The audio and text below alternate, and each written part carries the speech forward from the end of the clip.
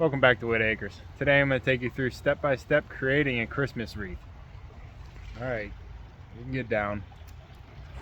I'm going to take you through from start to finish, from creating the structure of the wreath to harvesting the materials out of the gardens and then creating the wreath itself. You going to help, Littles? Yeah. Bub, did you break the front off of my house? Bob.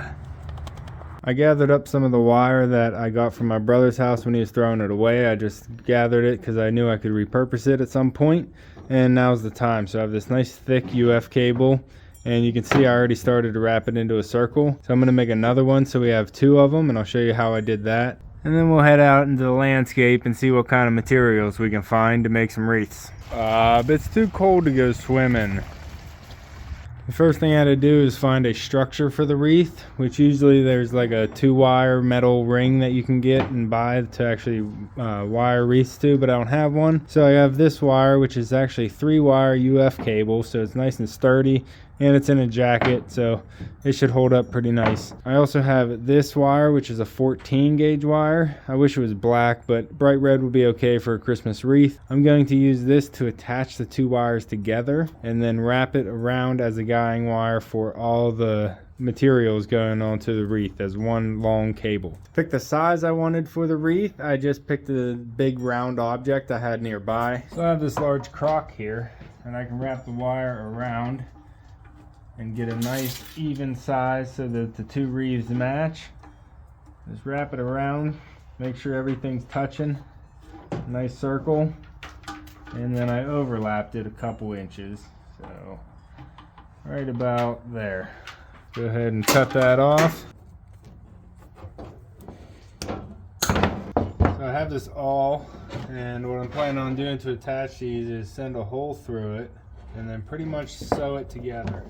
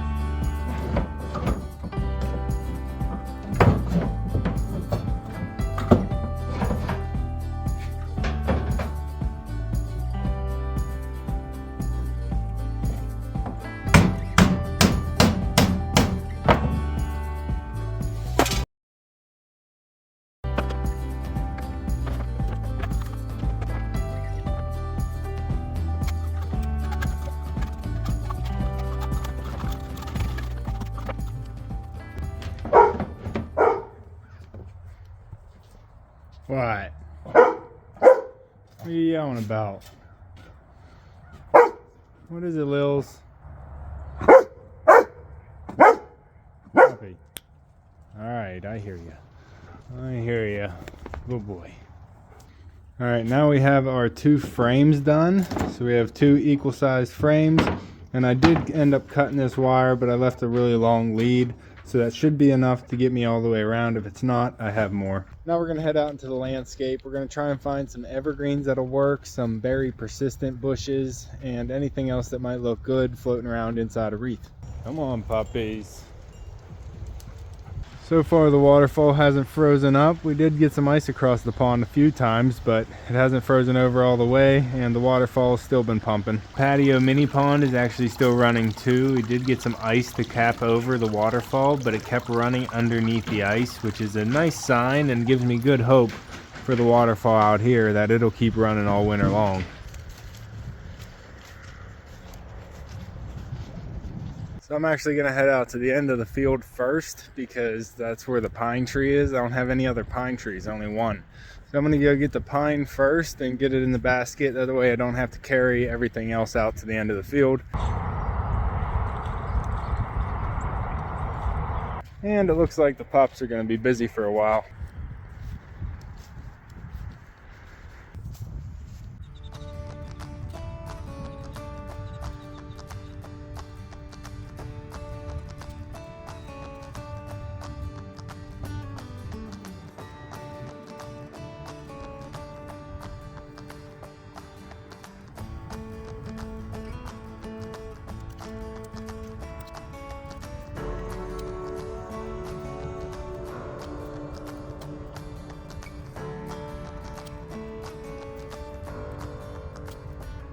Okay, I think I got enough pine for now. If I need any more, I know where to come to. What are you doing?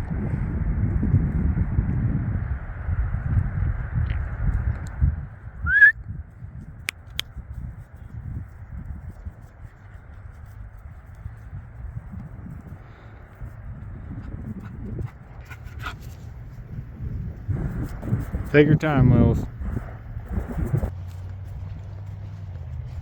So I'm thinking that blue spruce will go well with the pine.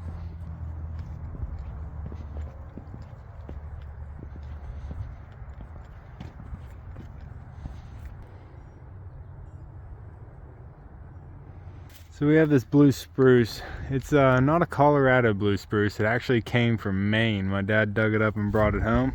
And I think it was one of our Christmas trees maybe, or maybe he just planted it here.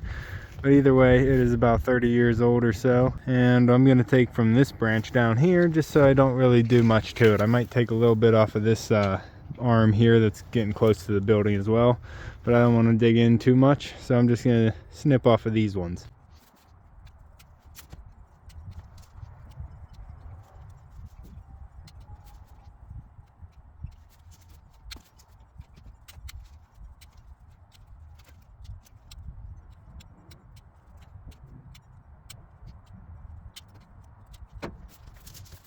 That's a good bit of blue spruce. I think that'll work. We got it cleaned up too, away from the building and off the ground. Huh, Pop, you helping?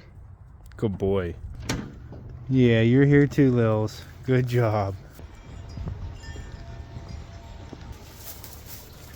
Now let's try and get some color. How about red? Burning bush always has some red. Even more over here. So I'm gonna get some of these and they'll look nicely as a little accent.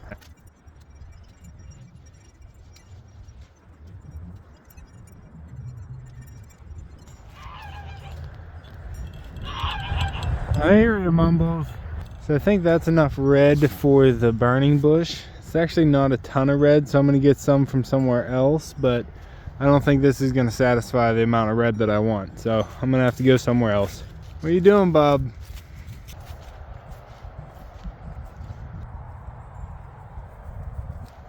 So we just did a cleanup in here and I saved some of the asparagus berries just for this reason. So look how bright and red they are compared to the burning bush. They're gonna be perfect. So I'm gonna cut some of these off. So these asparagus berries won't last. They will just be a pop of color for this season. They will rot away if you try and save them until next year.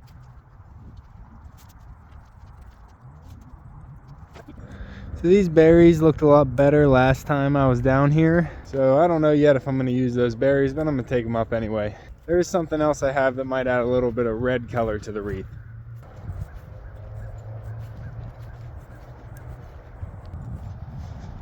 Down here we have a red twig dogwood. So you can see it is nice and red, and these things like to be pruned. So I'm gonna get some of these nice red fire branches out and they're gonna look really nice. Hi, Lils.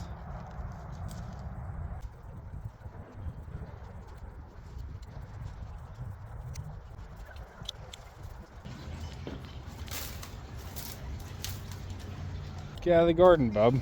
How'd you even get in there? Bub.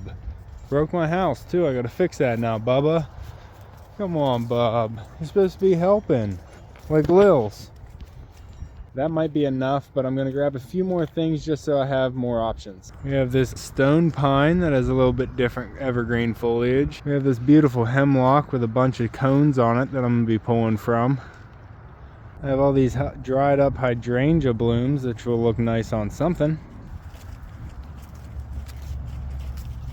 We have some sage down in here with golden globe arborvitae. I don't know about that color for this one. And we also have some spruce out here. I believe this is a Norway spruce. Oh, Bub. Wills is coming to help. Back here we have a Douglas fir that used to be our Christmas tree. My dad planted it back here years ago and it's doing really well. It has some nice colors to it. It even has kind of a bluish tint to the under foliage of the branch, if you can see that. So I'm gonna get some of these. It has kind of an awkward structure back here. It's got a lot of coverage, but I'm gonna pull some of these off to kind of reshape it back in place. We also have another type of pine, so I'm gonna pull some of these nice bold clusters off of this one.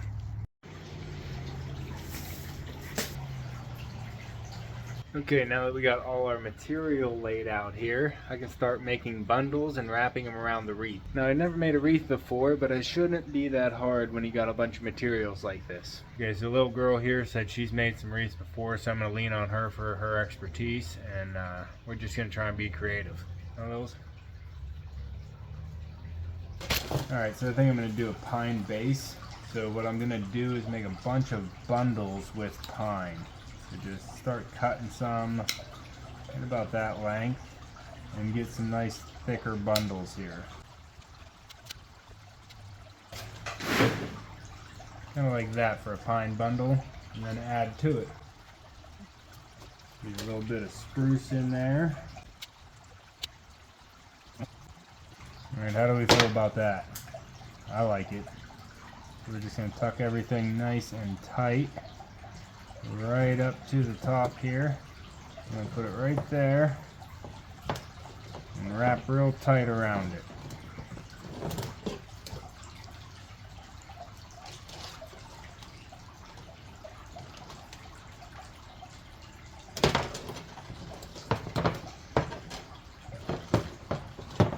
And we are on our way. Now when you get your second bundle made up, this one is tilted to the outside of the rim. You can see that. This one is going to go towards the inside. Then the next one's going to go to the outside, inside, outside. And I'm just going to keep repeating this until I have a nice full looking wreath.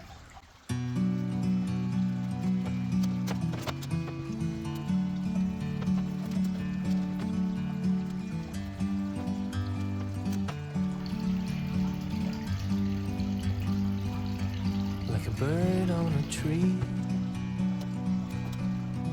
I'm just sitting here.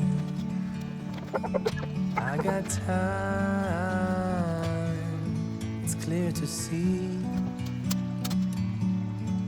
From up here, the world seems small. We can sit together. It's so beautiful, you and me. We meant to be in the great outdoors, forever free.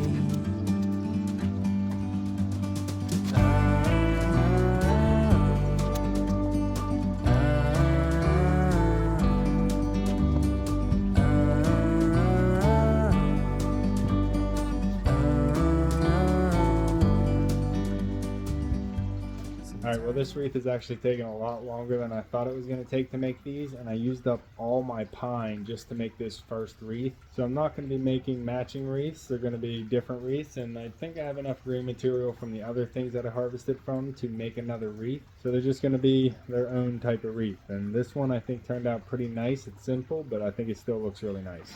The green is the eastern white pine, the Austrian stone pine with the thicker tufts. And then we have the burning bush for all the red. I didn't use the asparagus berries because I didn't want them to rot. I did use all of the red twig dogwood throughout this, and some of the main blue spruce as the other accent going all the way through. I think it turned out really nice. And yeah, I'm happy with my first wreath. Up up. How about Lils? Yeah, what do you think? Thanks for helping. If you want to see how the second wreath turns out, make sure you go in the description below. Check out my Instagram and follow me over there and see all the nice pictures I take around the property. That's all for this one. You can see me and Echo on the next one. Thanks for watching.